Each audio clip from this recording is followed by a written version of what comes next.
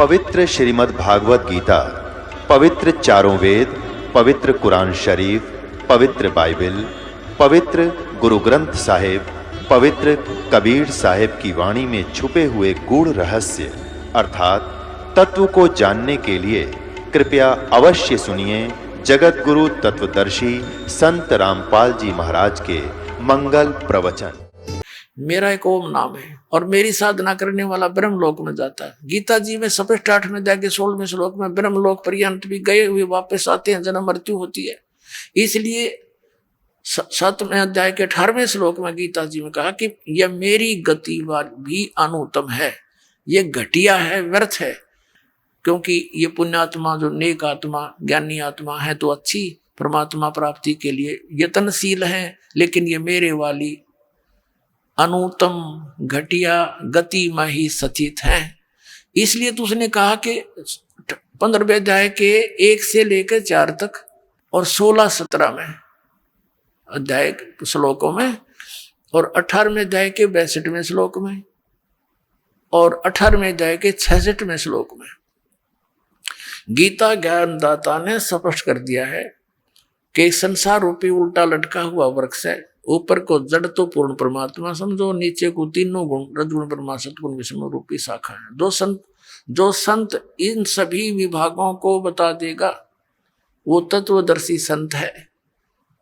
और गीता जी अध्याय नंबर 4 के श्लोक नंबर 34 में कहा है कि जिस तत्व ज्ञान के बारे में सच्चिदानंद घन ब्रह्म की वाणी में 4थे अध्याय के 32वें श्लोक में कहा गया है कि वो सच्चिदानंद घन ब्रह्म की वाणी में ब्रह्मण मुखे उसके परमात्मा के मुख कमल से उच्चारित वाणी कबीर वाणी में जो विस्तार के साथ धार्मिक अनुष्ठानों का ज्ञान दिया गया है, यज्ञों का, वो तत्व ज्ञान है। 4थे अध्याय के 34वें श्लोक में कहा कि उस तत्व ज्ञान को तू तत्वदर्शी संतों के पास जाकर समझ, वो तत्वदर्शी संत तुझे बताएंगे। अब तत्वदर्शी संत की पहचान बताइए 15वें अध्याय के प्रथम श्लोक में गीता जी के उल्टे लटके संसार रूपी वृक्ष के सभी विभाग जो बता देगा स वेदवित, वो तत्वदर्शी संत है, उससे पूछो। अब ये तत्वदर्शी जगत गुरु अब जैसे सेवक होके उतरे इस पृथ्वी के मां और जीव उदाहरण जगत गुरु बार बार बलि जाऊं, जीव उद्धार करने के लिए वो कबीर परमात्मा वो जगत गुरु बनकर तत्वदर्शी संत की भूमिका करने के लिए यहाँ आए और 120 वर्ष तक रहे, सह शरीर आए, सह शरीर चले गए। तो यहाँ क्या बताते हैं कि तत्वदर्शी संत कौन होगा? जो उल्टे लटके हुए संसार रूपी वृक्ष के सभी पार्ट्स बता देगा, विभाग बतावेगा। तो परमेश्वर ने 600 वर्ष पहले उस सच्चिदानंद घन ब्रह्म की वाणी में ये भाग बता रखे थे।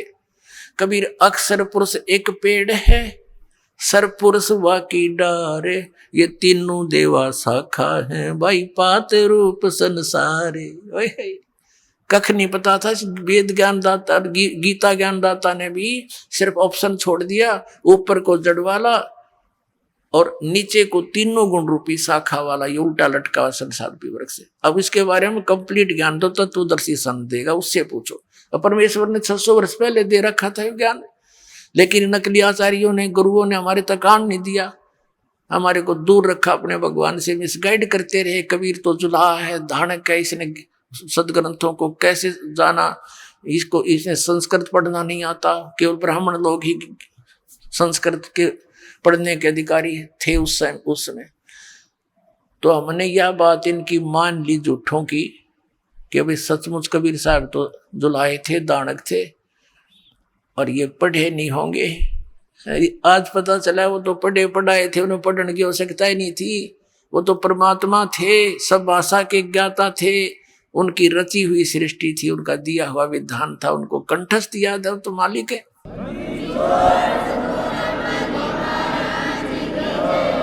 उल्टा लटका हुआ संसार रूपी वृक्ष को परमात्मा ने बता दिया। अक्षर पुरुष एक पेड़ है, निरंजन यानी सरपुरुष या की डार और तीनों देवा शाखा है, ये पात रूप संसार। एक बार झलक देख लो इसकी।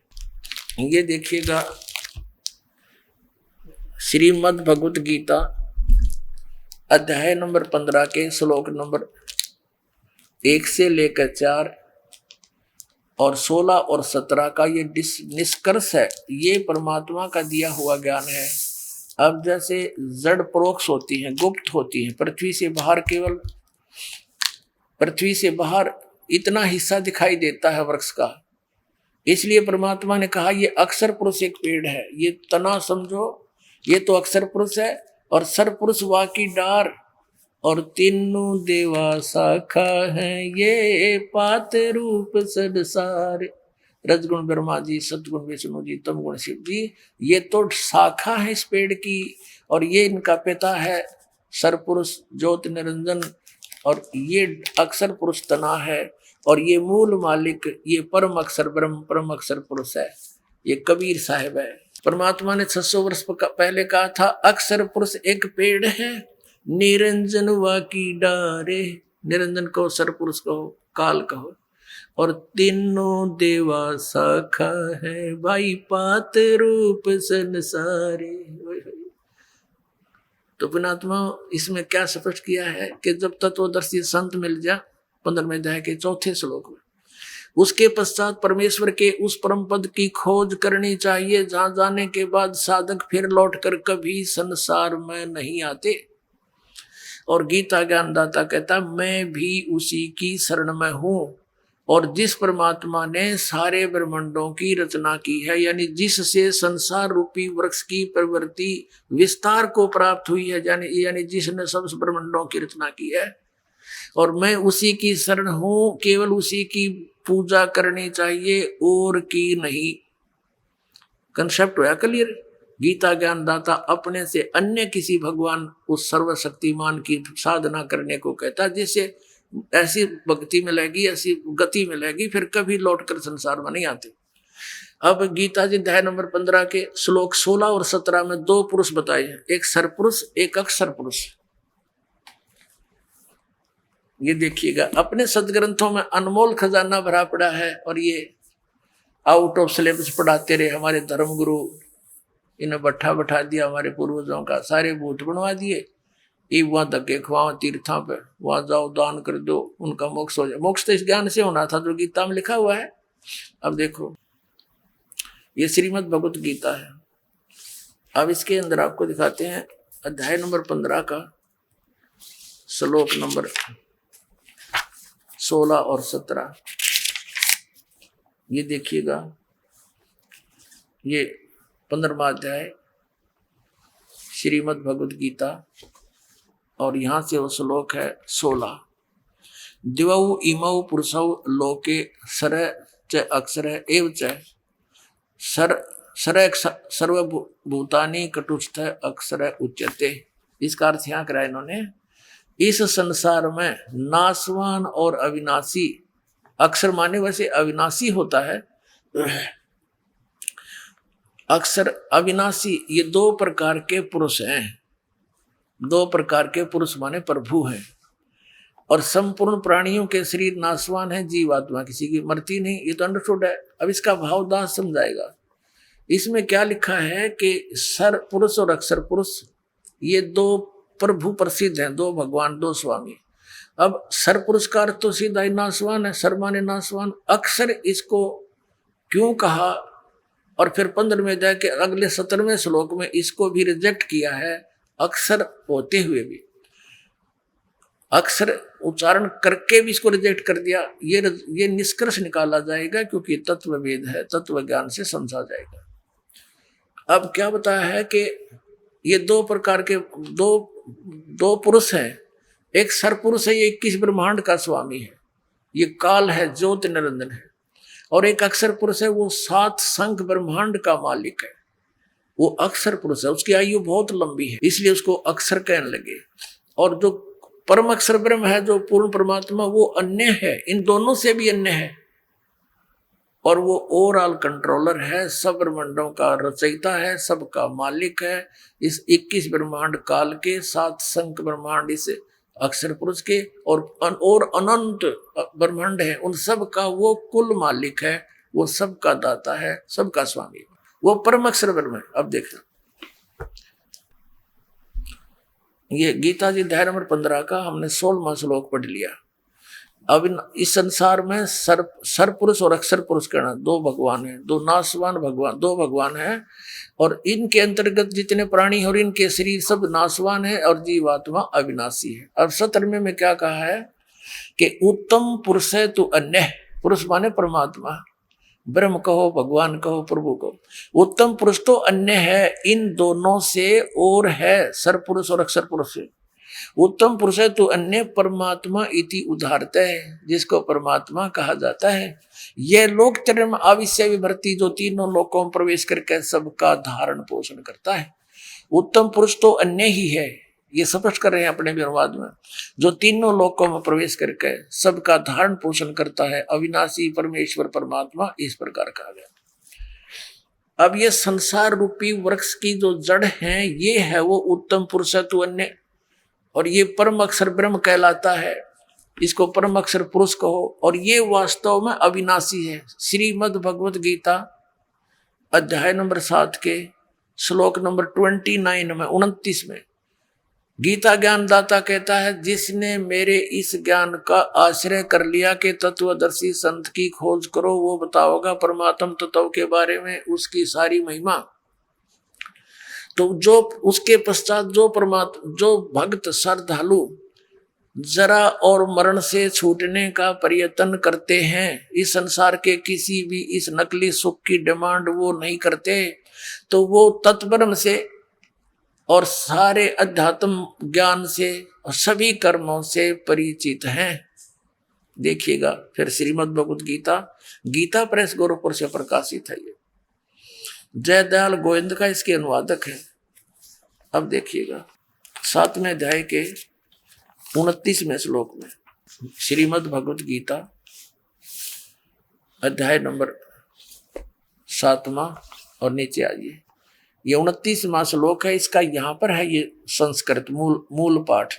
जरा मरण मोक्षाय, जरा माने वर्दवस्था, मरण माने मृत्यु, मोक्षाय माने छुटकारे के लिए, माम आश्रित है, मेरे इस ज्ञान के आश्रित होकर के, यतंती ये जो प्रयत्न करते हैं, ते ब्रह्म तत्विदु, वो उस तत्व ब्रह्म को जानते हैं, कृष्णम अध्यात्म यानी सारे अध्यात्म से परिचित हैं, अध्यात्म ज्ञान से, और कर्म से अखिलम और सब कर्मों से वो परिचित है। इसका अनुवाद यहाँ किया है ना, जो मेरे शरण होकर जरा माने वृद्धावस्था, मरण माने मृत्यु से छूटने के लिए यत्न करते हैं, वे पुरुष, वे भक्त तत्व ब्रह्म, ये तत्व ब्रह्म, उस ब्रह्म को और संपूर्ण अध्यात्म ज्ञान को और तथा संपूर्ण कर्मों को जानते हैं। अब पुणात्मा इसे स्पष्ट कर दिया कि जो व्यक्ति इस नकली सुख को भूल चुके हैं और जरा माने वृद्धावस्था के कष्ट को, पुणात्मा इस जीव के ऊपर वृद्धावस्था एक बहुत बड़ा अभिशाप है, इतना दुख इसके अंदर होता है। लेकिन जो परमात्मा कबीर जी की शरण में आ जाएगा पुणात्मा, घबराना नहीं, आपका वृद्धावस्था ऐसे कटेगा ना फूल की तरह। लेकिन जब तक सत भक्ति नहीं करते वो दुखी रहा करें, लेकिन फिर भी वृद्धावस्था तो वृद्धावस्था ही है, ये तो दुख तो है ही, कष्ट है, लेकिन परमात्मा की शरण में हल्का हो जाएगा, ये 30 भड़क कम लगेंगी। तो कहने का भाव यह कि फिर वो भक्ति करके यहाँ से पीछा छुटवाना है, तो वो व्यक्ति यहाँ इस दोनों कष्टों से खूब परिचित है, जन्म और मरण के दुख को और वृद्धावस्था के। इसलिए वो केवल जरा और मरण से ही छुटकारा पाने के जो प्रयत्न कर रहे हैं, वो व्यक्ति तत्ब्रह्म से परिचित हो चुके हैं, तत्ब्रह्म से ही गॉड, उस परमात्मा से और सारे अध्यात्म ज्ञान से, सब कर्मों से, कि ये क्या चक्कर है, स्वर्ग में गए फिर आगे, फिर राजा बने फिर गधा बन गए, व्हाट इज दिस। तो ये परिचित हो चुके हैं, वो ही उस साधना को कर रहे हैं। तो अर्जुन ने फिर पूछा, हे भगवान 8वें अध्याय के प्रथम श्लोक में कि किम तत्ब्रह्म, वो तत्ब्रह्म क्या है, फिर बताओ वो भगवान ऐसा कौन सा है जिसके मैं जहाँ इतना सुख है, जिसके पाने के लिए फिर यहाँ की डिमांड सब छूट जाती है। अब देखिएगा, अब यहाँ पढ़ रहे थे ये अंतिम, ये 29वां श्लोक आपने पढ़ा कि जो उस ब्रह्म को, संपूर्ण अध्यात्म को जानते हैं, कर्मों को जानते हैं, जो मेरे शरण होकर जरा और मन से छूटने के लिए प्रयत्न करते हैं। तो ये 30वां है। ये कहता जो मुझे जानते हैं तो मेरे को प्राप्त होते हैं। इसका जितना सा यहाँ 8वां अध्याय ये सामने ही है। इसके प्रथम मंत्र में अर्जुन ने पूछा किम तत्ब्रह्म किम अध्यात्म किम कर्म पुरुषोत्तम अधिभूतम च किम प्रोक्तम अधिदेवम किम उच्यते। हे पुरुषोत्तम, वह ब्रह्म क्या है, वो तत्ब्रह्म है क्या? अब इसका उत्तर तीसरे श्लोक में दिया है, श्रीमद् भगवद गीता के 8वें अध्याय के और तीसरे श्लोक में। वह परम अक्षर ब्रह्म है, परम अक्षर ब्रह्म है वो अपनात्मा। गीता जी अध्याय 15 के श्लोक नंबर 17 में जो कहा कि उत्तम पुरुष है तू अन्य परमात्मा इति उदाहरते, ये लोक चरम आविषय वर्ती अवैश्वर है। वो उत्तम पुरुष सही परमात्मा श्रेष्ठ भगवान तो इन दोनों से अलग है, भिन्न है, वो कोई और है। और वही तीनों लोकों में प्रवेश करके सबका धारण पोषण करता। जैसे संसार रूपी वृक्ष की जो जड़ है वो मूल मालिक है, सत्य पुरुष है, उससे सबको आहार मिलता है, सबका धारण पोषण करने वाला वही है। तो 8वें अध्याय के अब तीसरे श्लोक में स्पष्ट कर दिया कि वो परम अक्षर ब्रह्म है। ये गीता ज्ञान दाता से अन्य है। अपने आत्माओं, अब गीता ज्ञान दाता ने स्पष्ट कर दिया गीता जी अध्याय नंबर 8 के श्लोक नंबर 13 में कि मेरा तो केवल एक ओम अक्षर है। क्योंकि ये गीता ज्ञान दाता ब्रह्म है। ये देखिएगा श्रीमद् भगवत गीता अध्याय 8 के और श्लोक नंबर 13 में ओम इति एकाक्षरम ब्रह्म व्यवहारन मां मनुसमरण ये प्रियति तजंदेहम स याति परमाम गतिम। अब क्या इन्होंने थोड़ा सा गलत किया यहां से। ओम ओम इस एक अक्षर रूप ब्रह्म को उच्चारण करता हुआ है और उच्चारण करता हुआ मुझ निर्गुण ब्रह्म का चिंतन करता हुआ शरीर त्याग कर जाता हुआ पुरुष परम गति को प्राप्त होता है। अब इसका अर्थ ये है, ये गीता ज्ञान दाता कहता है कि मेरा एक ओम अक्षर है मुझ ब्रह्म का, और इसकी साधना करता हुआ जाता उसकी परम गति होती है। ओम नाम से जो परम गति होनी है वह ब्रह्मलोक प्राप्ति है। ब्रह्मलोक में गए प्राणी फिर वापस आते। 8वें अध्याय के और 5 से लेकर 10 तक, 5 और 7 में तो ये अपनी सचिथि बताता है कि मेरी भक्ति कर, मुझ में आश्रित हो और देवताओं की भक्ति छोड़ दे तो मुझे प्राप्त होगा, लेकिन युद्ध तो करना ही पड़ेगा। अपने आत्मा जहाँ युद्ध करना है तो शांति कहा। इसलिए इसने 18वें अध्याय के 62वें श्लोक में कहा है कि अर्जुन तू सर्वभाव से उस परम अक्षर ब्रह्म की शरण में जा, उसकी कृपा से तो परम शांति को और सनातन परम धाम को प्राप्त होगा। यानी वहां जाने के बाद सब झंझट मिट जाएगा, ना युद्ध करना ना कुछ करना। अगर मेरी शरण में रहेगा तो युद्ध तो तुझे करना ही पड़ेगा। और युद्ध करनी है ना शांति की। अब पांडवों को शांति हुई, 36 वर्ष राज किया, फिर हिमालय में जाकर गड़का मर गई तपस्या करके, और फिर नरक में डाले गए। और इसलिए कहा कि मैं उसके बारे में जानता नहीं, तत्वदर्शी संत की खोज कर ले और उस संत के अनुसार तुम साधना करोगे तो परम शांति को, परम सुख को प्राप्त होगे। अब 5 से लेकर 8वें अध्याय के गीता के और 10 तक श्लोक आपके रूबरू रहता है। देखिएगा 10 दिखाते हैं 8वें अध्याय का। अब यहाँ 5वां श्लोक है। इसमें कहा कि जो पुरुष अंत काल में मुझे ही स्मरण करता हुआ शरीर त्याग कर जाता है वह मेरे स्वरूप को, स्वरूप नहीं है ये, मद भावम मेरे भाव में को प्राप्त होता है, मेरे पास आसक्त रहता है, इसमें कोई संशय नहीं। फिर 6ठे मत एक कॉमन सी बात बताई है कि अंत समय में जिसकी जिसमें आस्था रहती है अंत समय में उसी को प्राप्त होता है। अब 7वां दिखाते हैं आपको।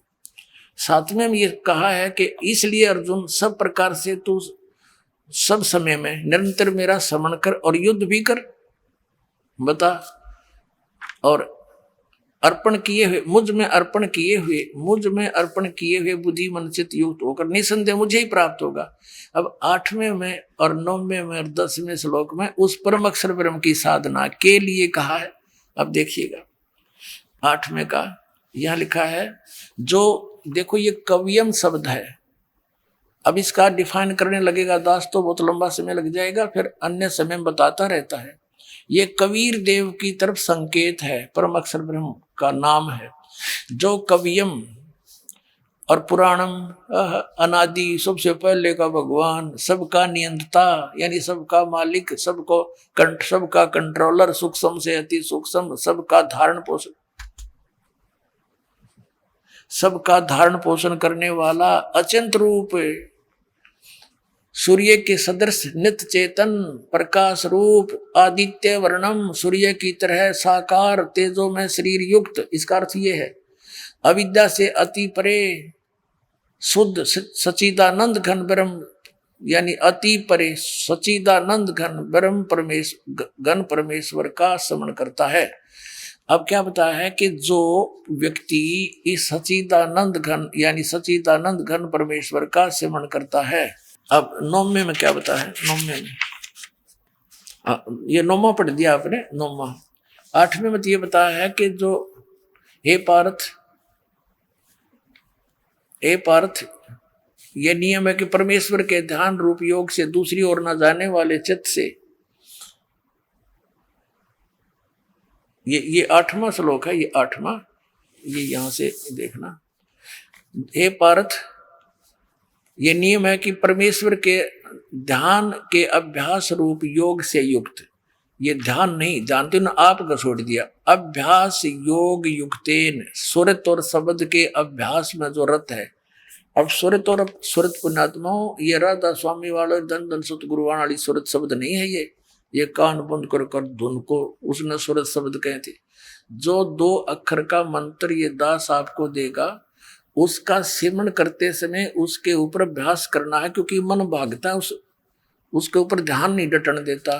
तो सुरत को उस शब्द यानी 2 अक्षर के उस मंत्र पर अभ्यास करना है, उस पर रोकने की चेष्टा करनी है, इसने भागन नहीं देना। अब यदि हम वैसे जाप करते रहेंगे, मन लगा नहीं अभ्यास, तो वो व्यर्थ है वो सिमरन आपका। आपने ये देखना है कि बाहर मंत्र जो छोड़ रहा हूँ वो कौन सा उच्चारण हो रहा है अंदर श्वास के द्वारा, और अंदर कौन सा जा रहा, तब ये मंत्र का आपका सफल मंत्र माना जाता है भक्ति का। अब देखना, अब हम पढ़ रहे हैं अध्याय नंबर 8 का और श्लोक नंबर 8 ही पढ़ रहे हैं। ये 8वां श्लोक है। हे पार्थ, ये नियम ना हमने, हे पार्थ, परमेश्वर के अध्ययन नहीं है, अभ्यास रूप योग से, योग माने साधना से, उस नाम की साधना से युक्त, दूसरी ओर न जाने वाले चित्त से निरंतर चिंतन करता हुआ परम दिव्यम पुरुषम, पुरुष माने परमेश्वर, परम प्रकाश रूप दिव्य परमेश्वर को प्राप्त होता है, जो गीता ज्ञान दाता से अन्य है। अब 9वें में क्या बताया है देखो, जो कवियम, जैसे आपको पहले बताया है कई बार, तो यहां समझो जो कबीर देव, लेकिन डिटेल यहां नहीं बता पाऊंगा, समय थोड़ा। जो कवियम, इन्होंने सर्वज्ञ लिखा है, जो कबीर देव अनादि, सबके नियंता, सूक्ष्म से अति सूक्ष्म, सबके धारण पोषण करने वाले, अचिंत रूप और सूर्य के सदृश नित्य चेतन, आदित्य वर्णम, सूर्य के जैसा तेजो में शरीर युक्त साकार परमात्मा, अविद्या से अति परे, जो किसी के ज्ञान में नहीं है, अज्ञान से परे है, सच्चिदानंद घन परमेश्वर का स्मरण करता है। अब 10वें में 8वें 9वें 10वें में कश्यप क्लियर कर दिया। ये 10वां, वह भक्ति युक्त अंत काल में भी योग बल से बेरकुटी के मध्यम में प्राणों को, यानी श्वास का सिमरण है, प्राण संग्रही जो नानक साहब ने बोली, उसमें बड़ी डिटेल थी।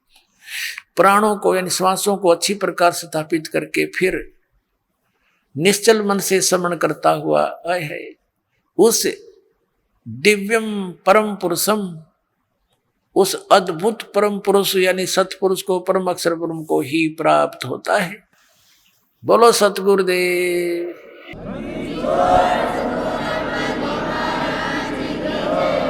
अपने आत्मा ये अपने सदग्रंथ बता रहे हैं। अब इसका मंत्र कौन सा है, इसने अपना तो बता दिया, ओम अक्षर नथिंग एल्स। अब 17वें अध्याय के गीता जी के 23वें श्लोक में कहा है कि उस सच्चिदानंद घन ब्रह्म के पाने का तीन मंत्र का जाप का निर्देश है, नथिंग एल्स। निर्देश माने नथिंग, और कुछ नहीं, सिंपल ओनली डायरेक्शन। ये है, देखिएगा 17वें अध्याय का और 23वां श्लोक। ये श्रीमद् भगवत गीता अध्याय नंबर 17 का और श्लोक नंबर 23 यहां देखेंगे। ओम तत्सत इति निर्देश है ब्रह्मण है त्रिविध है समर्थ है ब्राह्मणा तेन वेदा च यज्ञा च विहिता पुरा। इसमें क्या लिखा है? ब्रह्मण माने सच्चिदानंद घन ब्रह्म, ब्रह्मण माने सच्चिदानंद घन ब्रह्म, देव परम पुरुष। ओम तत्सत, ऐसे ये तीन प्रकार का सच्चिदानंद घन ब्रह्म का नाम कहा गया है।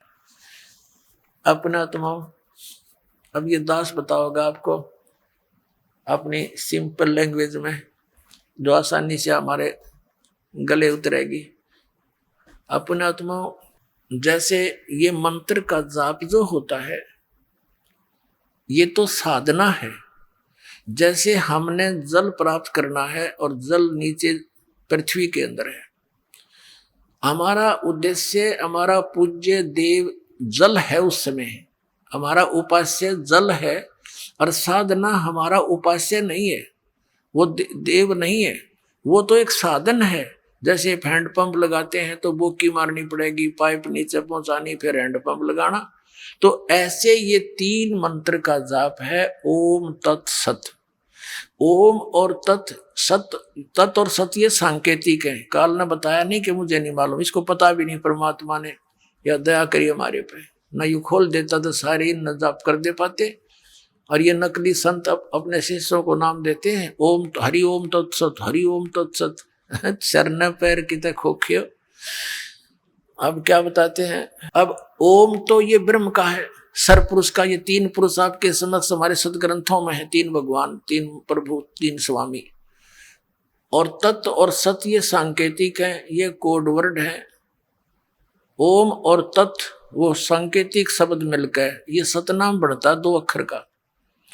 अब ये ओम नाम और ये तत्व आदि हमारी पूजा नहीं है, ये साधना है। इसमें हमने जलना मिला है या मजदूरी करनी पड़ेगी। तो ये श्वास उश्वास से सतनाम का प्राणों से, श्वासों से सिमरण होता है। नानक साहिब जी स्वयं इस 2 अक्षर के मंत्र का जाप किया करते थे, और उसका प्रमाण है ये जन्म साखी भाई बाले वाली में, समुद्र की साखी में।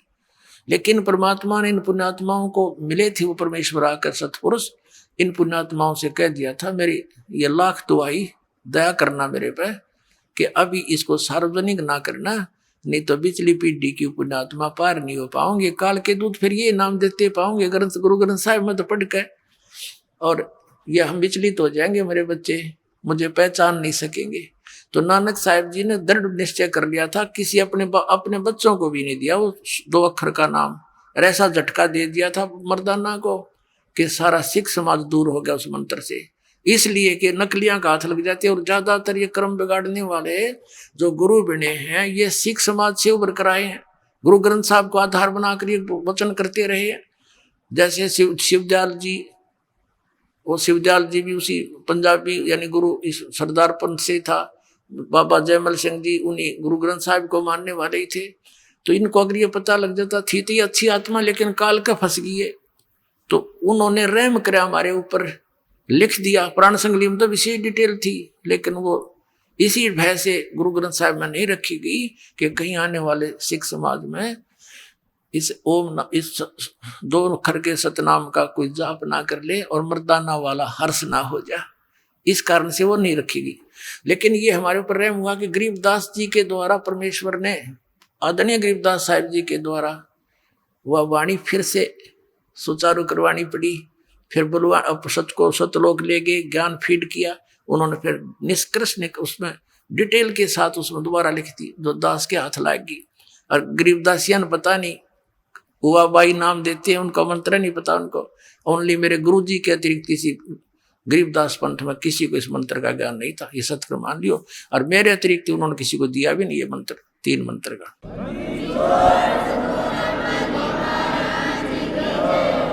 तो ये तो परमात्मा पुण्यात्मा हॉकी के सा गेम है यो।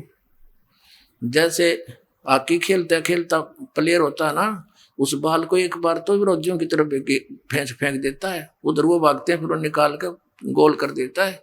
तो ऐसे लाए परमात्मा इनको निकाल कर के खिलाड़ी परमात्मा के बच्चे जिनको ये मिले थे, आज आपका हाथ लग गया यो, न तो बर्बाद कर देता ये काल। अब प्रसंग चल रहा है कि ये 2 अक्षर का मंत्र है, ये सतनाम है, और तीसरा जो सत्य है वो सारनाम है। उसके लिए तो मालिक ने कहा था, धर्मदास मेरी लाख दवाई, ये सार नाम की दबार ना जाई। ये तो किसी को तुम जाप करो लेकिन की तो भनक भी ना लगने देना इसकी। और सार नाम बार जो पढ़ी ये बिचली पीढ़ी हंस नहीं तरी। तो कहने का भाव ये अपने आत्माओं की जो ये ओम तत्सत का जो मंत्र है, इसकी त्रिविध है, 3 प्रकार से ही साधना करने का निर्देश है, यानी फाइनल फैसला है। तो ओम और तत् मिलकर ये 2 अक्षर का सतनाम है। इसके सिमरन की विधि भिन्न है, श्वास उश्वास से प्राणों से, यानी इसका जाप है। और फिर तीसरा सार नाम आपको दिया जाएगा, वो आपका फिर परमात्मा से मेल कराएगा।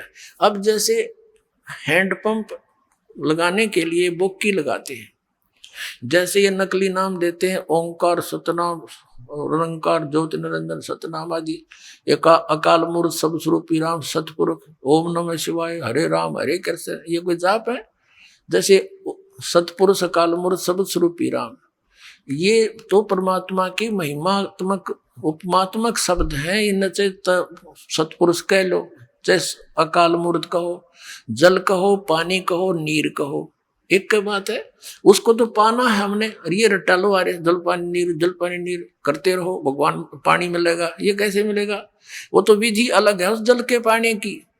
ये 2 अक्षर के नाम की बोकी लाई जाएंगी जमीन में, ऐसे बोकी मारते हैं, मिट्टी बाहर फेंकी फिर बोकी, फिर मिट्टी फेंकी बाहर, ऐसे तो ऐसे श्वास उश्वास की बोकी लगेंगी। अब सतनाम 2 अक्षर के मंत्र से परमात्मा प्राप्ति नहीं हुई, इसलिए परमात्मा ने कहा है कि जो जन होगा जो हरि लेगा शब्द बिलगाए, और सो हम जप मरे व्यर्था जन्म गवाए। यानी केवल इस एक मंत्र और इन सतनाम के दोनों मंत्रों का भी जाप तुम करते रहे, यूजलेस, जब तक सार नाम नहीं मिलेगा। अब जैसे हैंड पंप लगाने के लिए प्रोसेस शुरू हुआ, प्रोसीजर, बोकी और पाइप ने अपना काम कर दिया, जल तक पहुंच गई लेकिन जल प्राप्त नहीं हो सका।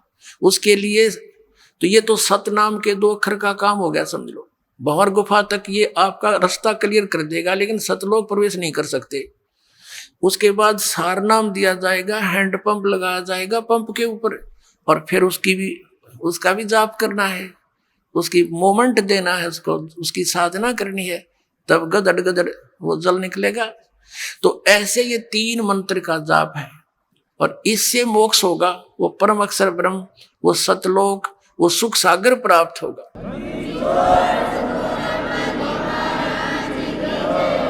अपने आत्मा जैसे प्रसंग चला है कि सरपुरुष, अक्षर पुरुष और परम अक्षर पुरुष। अब अक्षर का अर्थ होता अविनाशी, लेकिन 15वें अध्याय के 17वें श्लोक में उस अक्षर को रिजेक्ट कर दिया कि उत्तम पुरुष है, श्रेष्ठ परमात्मा तो कोई और है इन दोनों से, तो अक्षर पुरुष भी अक्षर पुरुष नहीं रहा।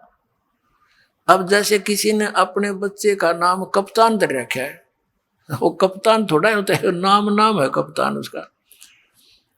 तो ऐसे इनकी सतिथि बतानी पड़ेगी थोड़ी सी। ब्रह्मा विष्णु महेश ये तीनों नासवान है। एक ब्रह्मा की आयु कितनी है? जैसे एक चतुर्युग होता है, सतयुग, त्रेता, द्वापर, कलयुग, ये मिलकर चतुर्युगी होती है, और इसकी कुल वर्ष संख्या 43,20,000 वर्ष है। ऐसी 1000 चतुर्युग, 1008 है वैसे, इसमें 14 मनवंतर निकल जाते हैं, 14 इंद्र के शासन खत्म हो जाते हैं, और 72 चतुर्युग तक एक इंद्र का शासन रहता है, शासन काल है। तो ऐसे वैसे तो 1008 बनते हैं, लेकिन लम सम इनको 1000 चतुर्युग लेते हैं। इतना तो ब्रह्मा जी का दिन और इतनी ही रात्रि, ऐसे 30 दिन रात का एक महीना बना इनका देवताओं का, और 12 महीनों का एक वर्ष हो गया। ऐसे बने हुए 100 वर्ष की आयु है श्री ब्रह्मा रजगुण की, और इससे 7 गुणी विष्णु जी की, इससे अधिक, और विष्णु जी से 7 गुना अधिक है शंकर भगवान तमोगुण शिव की। और जब 70,000 बार ये तमोगुण शंकर भगवान की मृत्यु हो लेगी, तब एक ब्रह्मांड का विनाश होगा और इस सरपुरुष का नाश होगा इस काल का। फिर एक ब्रह्मांड के सब प्राणी इसमें आग लग जाएगी, जैसे पृथ्वी के ऊपर सब जल हो जाएंगे जहां जहां भी पृथ्वियां हैं। और फिर एकदम 11 सूर्य और सौर मंडल से घूमते हुए यहाँ आ जाएंगे और इन सब को फूंक डालेंगे। तो ऐसे जल तत्व को, पृथ्वी तत्व को जल तत्व ग्रहण करेगा, खत्म करेगा, ग्रास लेगा। जल तत्व को अग्नि, अग्नि को वायु, वायु को आकाश। तो उस समय इस ब्रह्म की मृत्यु होगी सरपुरुष की, और ये एक युग होगा किसका? अक्षर पुरुष का। एक युग, ध्यान रखना, क्योंकि ये गणित की रीति से समझना होगा आपने। तो ये सभी प्राणी, और ये दुर्गा भी, ये शिव भी, ये काल भी, सरपुरुष, इनका पिता ब्रह्मा विष्णु में, इसका ये सब नष्ट हो जाएंगे परमात्मा के विधान अनुसार। ये एज इट इज प्राणी सब ऊपर को उठ जाएंगे एकदम। जीवात्मा मरती नहीं, लेकिन उसमें पीड़ा बहुत होती है जब अग्नि लगती है, इसमें सब बुरा हाल हो जाता है। फिर ये ऊपर उठ जाएंगे, ये 5 तत्व यही रह जाएंगे, घूमते रहेंगे सूक्ष्म रूप में। ये ऊपर दूसरे ब्रह्मांड में चले जाएंगे, वहां जाकर फिर दोनों का, दुर्गा और काल का युवा शरीर बन जाएगा। उसके बाद ये अपना फिर ग्रस्त कर्म से या वचनों से फिर धीरे धीरे अपनी सृष्टि वहां दूसरे ब्रह्मांड में प्रारंभ करते हैं। ऐसे चलता है। तो हमने लेना है समय। तो ये जो 70,000 बार त्रिलोक की शिव की मृत्यु हुई, ये एक बार इस काल की मृत्यु हुई। इसके जन्म और कर्म कैसे अलौकिक हैं। ये किस अपने आप को अजन्मा क्यों कहता है? यहां मर गया, वहां परमात्मा के विधान अनुसार इसकी फिर दोबारा युवा शरीर दोनों का हो जाता है, दुर्गा का और इस काल का। लेकिन जन्म मृत्यु है इसकी। उसके बाद ये एक युग हो गया अक्षर पुरुष का। अब ऐसे 1000 युग का दिन अक्षर पुरुष का, इतनी ही रात्रि। तो 2000 यानी 30 दिन रात का फिर एक महीना हो गया, और 12 महीने का ऐसे उसका एक वर्ष बना। ऐसे जो इस गिनती से, इस रीति से जो उनके एक युग बना, तो 12 महीनों का एक वर्ष हुआ, और 100 वर्ष की आयु होगी अक्षर पुरुष की। उसका भी नाश होगा फिर। देख कितनी लंबी आयु है। 70,000 बार शिव मर लेगा, एक ब्रह्म की मृत्यु होगी, वो युग होगा इस काल का, और इस अक्षर पुरुष का एक युग होगा। और ऐसे 1000 युग का दिन, इतनी रात्रि, और फिर 30 दिन रात का महीना, 12 महीने का एक वर्ष, और 100 वर्ष की आयु अक्षर पुरुष की, और फिर भी मृत्यु होगी। इसलिए इसको अक्षर भी लिखकर नासवान कहा गया है। एती उम्र बुलंद मरेगा अंतरे। क्यों? क्योंकि सतगुरु लगे न कान, न भेंटे वो संतरे। ओए होए, इतनी लंबी उम्र भी होगी तो भी तेरी अंत में मृत्यु होगी। कारण क्या है कि तुझे वो तत्वदर्शी संत नहीं मिले, और मिले तो तुमने मानी नहीं। जैसे पहले परमात्मा के मिले किनको? आदरणीय धर्मदास साहिब जी को, आदरणीय मलुकदास साहिब जी को, आदरणीय नानक साहिब जी को, आदरणीय दादू साहिब जी को, आदरणीय गरीबदास साहिब जी गांव छुड़ानी जिला जज्जर हरियाणा वाले को, आदरणीय घीसा दास जी गांव खेकड़ा जिला मेरठ उत्तर प्रदेश वाले को। इन्होंने वही डंडोरे पीटे थे, पर मानना नहीं कोई। उनके जाने के बाद ग्रुप जरूर बन गए उनके पीछे, लेकिन उन्होंने क्या बोला था अपनी वाणी में, उसके निकट भी नहीं कोई समाज ये सत्कर मान लेना। अब क्या बताया कि एती उम्र बुलंद मरेगा अंतरे, सतगुरु लगे न कान, न भेंटे वो संतरे। अब आपको दास जहां से स्टार्ट किया था वहीं आता है। मन तू चल रे सुख के सागर, जा शब्द सिंधु रत्नागर। इस नमक की बोरी में तो सुख खोज रहा है इस काल के लोक में, वो सुख सागर बूरा की बोरी सतलोक चल, वहां मिलेगी। वहां जाने की विधि बता दी, ये तरीका है संत, पूर्ण संत की खोज और पूर्ण संत की पहचान, और इस 3 मंत्र का जाप तुझे सतलोक ले जाएगा बहुत आसानी से, बहुत सिंपल वे से। नाम उठत नाम बैठत नाम सोवत जागवे, नाम खाते नाम पीते नाम से ती लागवे। नाम से मोक्ष होगा। कलयुग केवल नाम आधारा, सुमर सुमर नर उतरो पारा। कलयुग में जीवन थोड़ा है, कर ले वेग सवार। और ये हठ योग 2.5 घंटे सुबह 2.5 घंटे सामने, या कोई तरीका मूर्ख बना रखे। कहते ये योग साधना बने नहीं, केवल नाम आधार। नाम इनके नकली सारे, इन वो कहीं की ईंट कहीं का रोड़ा। हरिराधा स्वामी वाला ने एक कुणबा जोड़ा। अब झूठे मंत्र कहीं से सिर ले लिया, किसी का पैर ले लिया, भगवान निराकार 5 काल नाम के, और दुनिया मूर्ख बना के बैठा दी। तो पुण्यात्मा अब ऐसे मिलेगा वो भगवान जिन महापुरुषों ने परमात्मा पाया, उनके इतिहास में लिखा, ये 2 अक्षर का नाम जपया उन्होंने। गरीबदास साहिब जी ने कति क्लियर लिखा हुआ है, और गरीबदास साहिब की वाणी इतनी पॉपुलर नहीं बनी, इसलिए ये गुप्त रह गया। और नानक साहिब जी की वाणी तो उसी समय पैरेलल ही लिखी गई थी 200 वर्ष के बाद, और वो तो बहुत पॉपुलर हो गई थी, जन जन पढ़ने लग गया, उसमें तक खोज लेते। वह भी दया हुई दाता की, इसलिए उन्होंने अलग से प्राण संगली बनाई थी, और एक राजा को कसम खवा दी थी कि मेरा शरीर है, इसको तू संभाल के रखना मेरे बच्चों के लिए, इसको देना नहीं किसी अन्यायी ऐसे व्यक्ति को जो बर्बाद कर दे। लेकिन वहां फिर काल का दाव लग गया। मर्दाना को झटका देना जरूरी था कि कई आगे चल के इसका जाप ना कर लें।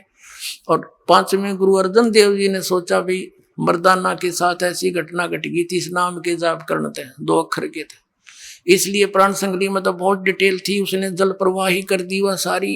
वो तो एक निकाल ली किसी संत ने, उसने ये कसम दिला दी कि जो आप कहना चाहते हो उसको हम अलग रख देंगे, उनको शेष वाणियों को हम पढ़ लेंगे। ऐसा ही कर दिया गया।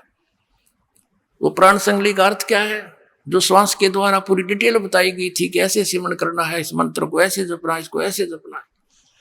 जो भी हुआ मालिक की दया से ठीक हुआ। अब गरीबदास साहिब ने क्लियर कर रखा उसमें, ये 2 अक्षर का मंत्र जब श्वास से, श्वासा पारस भेद हमारा, जो खुद जैसो उतरे पारा।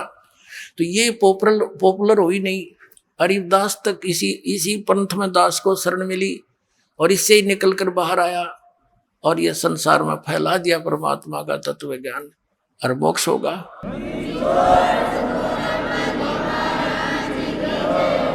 अब क्या बताते हैं, मन तू चल रे सुख के सागर, जहाँ शब्द सिंधु रत्नागर। अब क्या बताते हैं, सुख सागर किसे कहते हैं। जैसे कभी कभी इस दास के साथ तो बहुत बार होती है, अकेला बैठा हो, अंदर से एक ऐसी हिलोर तरंग उठती है कि चाहे किसी ने कितना बुरा दास का कर रखा है, कभी उसके प्रति द्वेष नहीं आता उस समय। और ऐसा लगता है सब अपने से लगते हैं, काहे के लिए हम ऐसा करते हैं, काहे के लिए हम ऐसा कर रहे हैं, सब इतने प्यारे से लगते हैं, टोटली कोशिश करके भी उनके प्रति द्वेष नहीं बनता। और वो लहर जब समाप्त हो जाती है कुछ क्षण के बाद, जो का त्यों खचड़ा फिर भर जाता है, ये कर दूंगा वो कर दूंगा, उसने ऐसे कर दिया ऐसे कर दिया।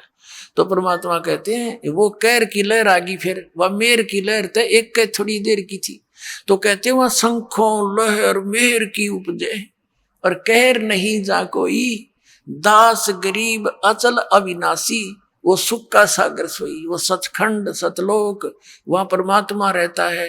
मनुष्य सदृश शरीर है, उसके एक रोमकूप में करोड़ सूर्य मिला दे, करोड़ चंद्रमा, ऐसा उसका रूप है। और सभी आत्माएं वहां साकार रूप में, हंस रूप में, उनका 16 सूर्य जितना तेजों में शरीर, सुंदर शरीर बन जाता है। नाड़ी और इस हाड चाम से बना हुआ शरीर नहीं है, वो नूर तत्व से बना हुआ है।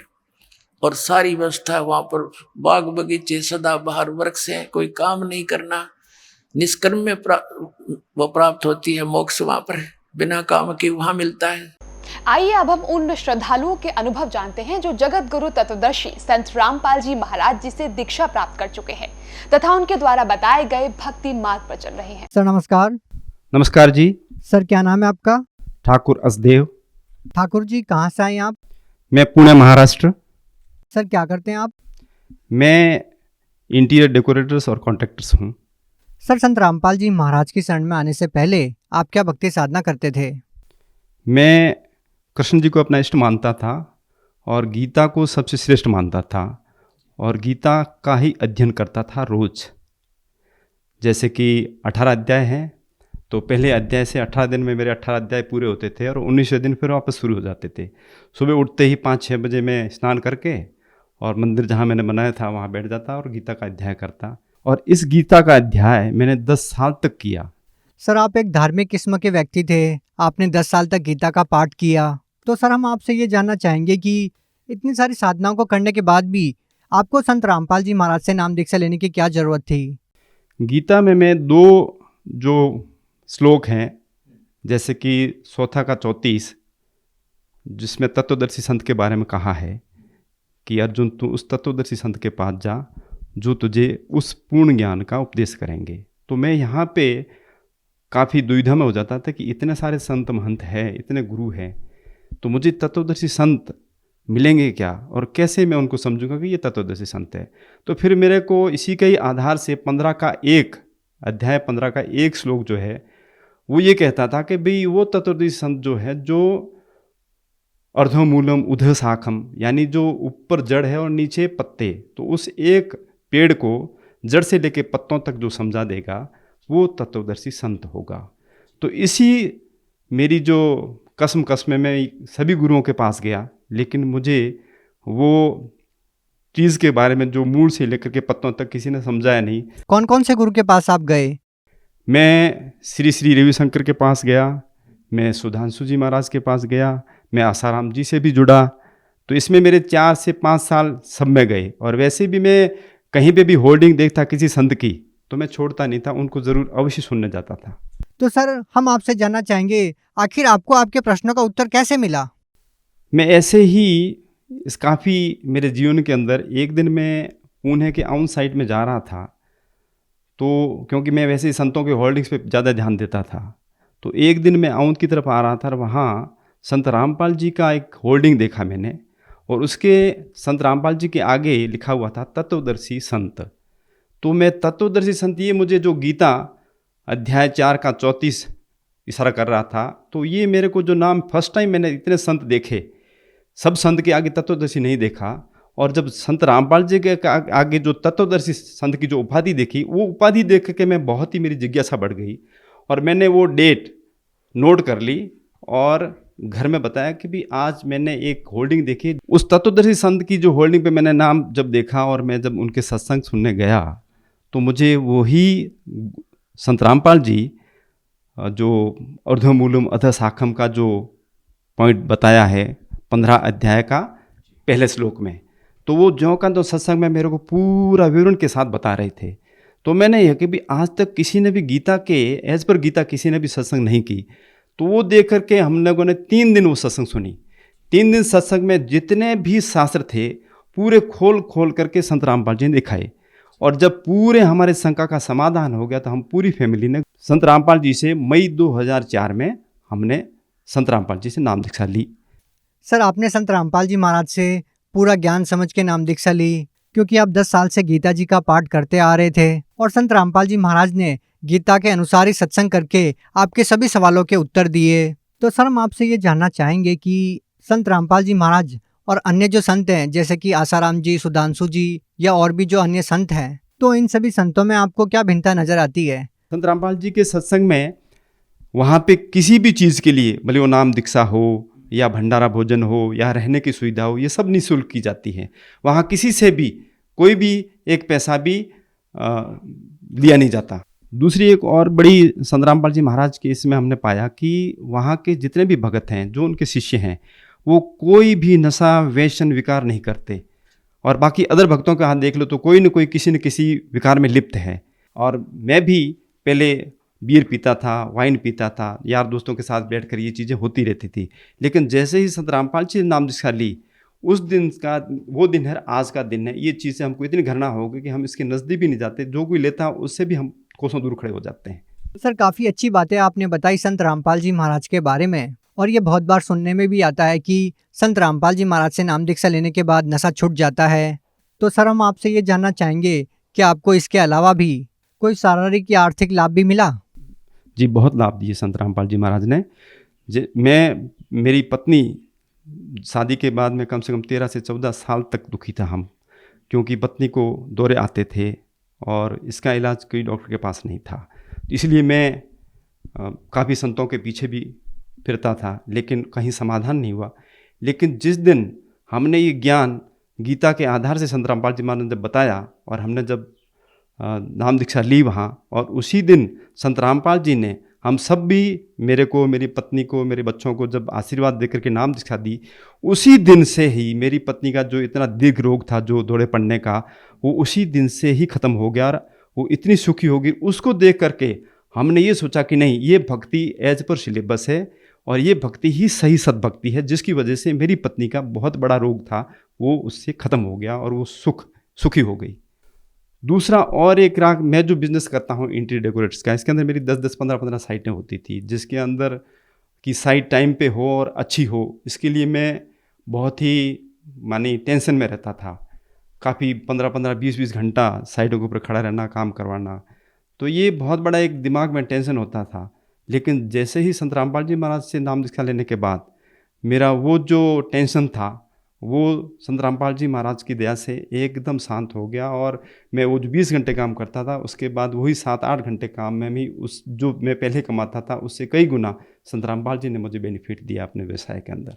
तीसरा और एक लाभ, बहुत ही बड़ा लाभ हमारे यहाँ मेरी बेटी के साथ हुआ, क्योंकि हम सब लोगों ने साथ में ही नाम दीक्षा ली थी 2004 में। तो जो मेरी छोटी बेटी है उसके लिए हम कहीं बाहर गए हुए थे, तो ट्रैवलिंग में वापस पुणे आ रहे थे, तो हम दूसरे दिन पहुंचने वाले थे। 2 दिन पहले ही मेरी बेटी को वोमेंटिक शुरू हो गई। तो जैसे ही वोमेंटिक उल्टियाँ शुरू होने के बाद मुझे लगा कि भी क्या नॉर्मल कुछ खाने में आया होगा।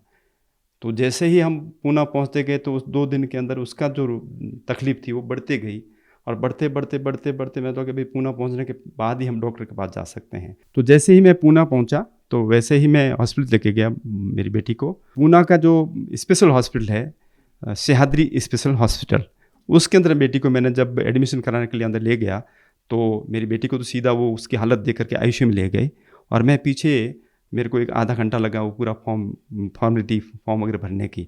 तो उसमें जैसे ही मैंने उनकी फॉर्मेलिटी पूरी करके फॉर्म वगैरह पूरा भरने के बाद जब मैं आईसीयू के वहाँ गया मेरी बेटी के सामने, तो उस आईसीयू के अंदर उन्होंने जो भी थे सब वो कुछ नलियाँ मुंह में, नाक में, सब जगह नलियाँ डाल रखी थी। और थोड़ी आधा घंटे के बाद में जो मॉनिटर होता है हार्ट बीट दिखाने का, वो मॉनिटर के वहाँ जो लाइन होती है जो ऊपर नीचे हार्ट के हिसाब से चलती है, सांसों के हिसाब से, वो आधे घंटे के बाद में पूरी फ्लैट हो गई, यानी कि अनकॉन्शियस हो गई मेरी बेटी। उस अनकॉन्शियस हालत में मेरे को डॉक्टर ने कहा कि भाई इस हालत में हम कुछ नहीं कर सकते, क्योंकि ये एक डेड बॉडी के जैसी है और मेरे बीबी मेरे साथ थी। तो जैसे ही ये हालत देख करके मैंने तो संत रामपाल जी महाराज के ऊपर ही, क्योंकि मेरी जब नाम दीक्षा पहले ली थी उसी दिन मेरी बीवी का जो इतना दीर्घ रोग जो दौरे पड़ने का था, वो नाम दीक्षा लेते ही गुरु जी संत रामपाल जी महाराज के दया से वो ठीक हो गई। तो ये मन में एक बहुत बड़ा दृढ़ विश्वास था कि हाँ, ये संत पूरे हैं, इनकी भक्ति सतभक्ति है, एज पर शास्त्रों के हिसाब से है। तो इस बेटी के साथ भी गुरुजी पक्का इसको उस हालत से बाहर निकालेंगे, ये मेरे को पूरा विश्वास था संत रामपाल जी पर।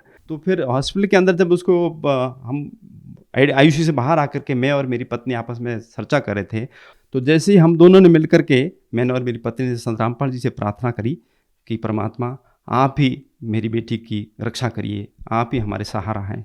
तो जैसे ही मैंने ये प्रार्थना करनी थी और वो प्रार्थना संत रामपाल जी महाराज ने सुनी और थोड़ी ही देर में आईसीयू से डॉक्टर दौड़ता हुआ आता और मेरे को कहता है, ठाकुर साहब आपकी बेटी आपको बुला रही है।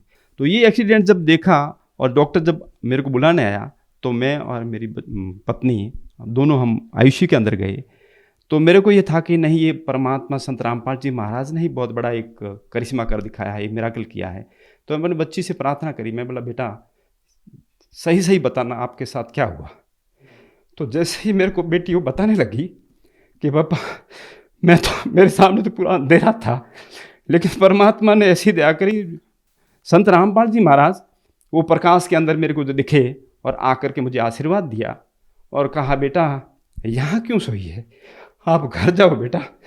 तो जब इतना गुरुजी ने कहना था तो मुझे डॉक्टर को बुलाया मैंने कि डॉक्टर साहब मेरे पापा को बुलाओ। तो यानी बेटी जिसकी डेथ हो चुकी थी, अनकॉन्शियस थी, उनको जीवन दान देने के लिए संत रामपाल जी महाराज वहाँ आए और साक्षात उनको दर्शन दिए। दर्शन देने के बाद आशीर्वाद दिया और कहा बेटा आप घर जाओ, यहाँ क्यों सो रहे हो। और वो सुन करके मेरी बेटी ने मुझे बुलाया और जब हम अंदर गए और ये पूरा प्रकरण मैंने अपनी बेटी के मुंह से सुना, तब मुझे दृढ़ विश्वास हुआ कि हाँ ये संत रामपाल जी कर सकते हैं। इतनी सद्भक्ति में उनके शक्ति है कि अपने शिष्य को जीवन दान भी देते हैं और सुख भी देते हैं और पूर्ण मोक्ष भी देते हैं। और एक लाभ मेरे साथ ये हुआ कि मेरी बाहर साइड चलती, तो मैं एक बार रात को देर से एक फ़्लाइट से पूना पहुंचा और मेरा ड्राइवर जब मुझे लेने आया, तो मैं जैसे ही एयरपोर्ट से निकला तो एक 15-20 मिनट के बाद में एक रोड का वहाँ पर काम चलता, जिसमें डिवाइडर के बीच में बड़े बड़े डिवाइडर के जो पत्थर होते हैं वो रखे हुए थे उल्टे से उल्टे, और वो बड़ी स्पीड में गाड़ी चल रहा था क्योंकि रात को रोडें काफ़ी खाली रहती हैं। तो वैसे ही वो 70-80 की स्पीड में जा रहा था और बीच में एक छोटी रोड से एक बाइक पे 2 लड़के अचानक रात को मेरी गाड़ी के सामने, एक्सीडेंट होना ही था उसी स्पीड में। तो ड्राइवर ने जैसे ही गाड़ी थोड़ी उनको बचाने के लिए मोड़ी और गाड़ी उस पत्थरों पे चढ़नी थी, लेकिन कैसे संत रामपाल जी ने उस गाड़ी को वापस रोड पे कर दिया ताकि हम भी बच गए और वो बाइक वाले 2 आदमी थे वो भी बच गए। ये संत रामपाल जी ने मेरे साथ यानी हमारा भी जीवन बचाया और वो 2 लड़कों का भी बचाया जो बाइक पर थे। ये बहुत बड़ा एक करिश्मा परमात्मा ने मेरे साथ किया। सर आपको संत रामपाल जी महाराज से इतने सारे लाभ मिले, तो सर हम आपसे ये जानना चाहेंगे, आज की जो युवा पीढ़ी है जो अपने करियर की तरफ ज़्यादा ध्यान देती है, अपना बिजनेस बिल्डअप करने में ध्यान देती है, आप भी एक बिजनेसमैन हैं, तो आप उन लोगों को क्या कहना चाहेंगे कि अपने बिजनेस के साथ साथ क्यों उनको संत रामपाल जी महाराज से नाम दीक्षा लेनी चाहिए? मैं एक और विनती करना चाहूँगा बाकी के सभी युवा समाज को और मेरे उम्र के जो लोग हैं उनके लिए भी, कि हम सभी चाहते तो सभी हैं कि हमें सुख मिले, हमें भौतिक शारीरिक आध्यात्मिक सब मिले, लेकिन हम कहाँ कहाँ भटक रहे हैं। लेकिन आज भी जो आदमी की नीड है, जो आदमी की ज़रूरत है वो पूरी नहीं होती, आदमी ज्यों का त्यों दुखी है। तो युवा पीढ़ी को भी मैं ये प्रार्थना करना चाहूँगा कि संत रामपाल जी की जो सद्भक्ति है वो शास्त्रों के आधार से हैं और शास्त्रों के आधार से की हुई भक्ति का फल भी बहुत बड़ा होता है, जो मेरे जीवन में संत रामपाल जी ने कर दिखाया। तो ये जितने भी जो कोई कहीं किसी बाबा के पीछे घूम रहे हैं, कोई किसी गुरु के पीछे घूम रहे हैं, जो आज अच्छी खासी कुछ ऐसे भी बाबा हैं जो इंग्लिश में बड़े माहिर हैं, तो ऐसे बाबाओं के पीछे आजकल का एजुकेटेड पर्सन जितने भी हैं ना, सब उनको ढूंढे, लेकिन उनको जो सब चीज़ें चाहिए ना वो नहीं मिलती, लेकिन फिर भी वो वहीं खड़े हैं।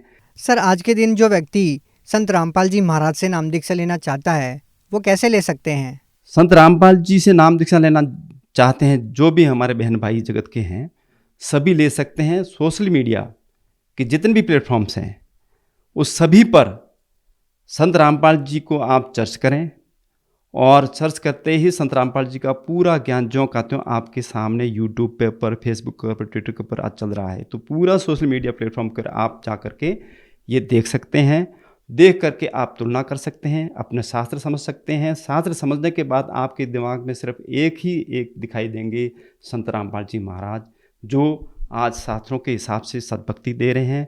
उसी सद्भक्ति प्राप्त करने से ही हम सुख को प्राप्त हो सकते हैं और अंत में मोक्ष को प्राप्त कर सकते हैं। जी बहुत बहुत धन्यवाद सत साहेब जी।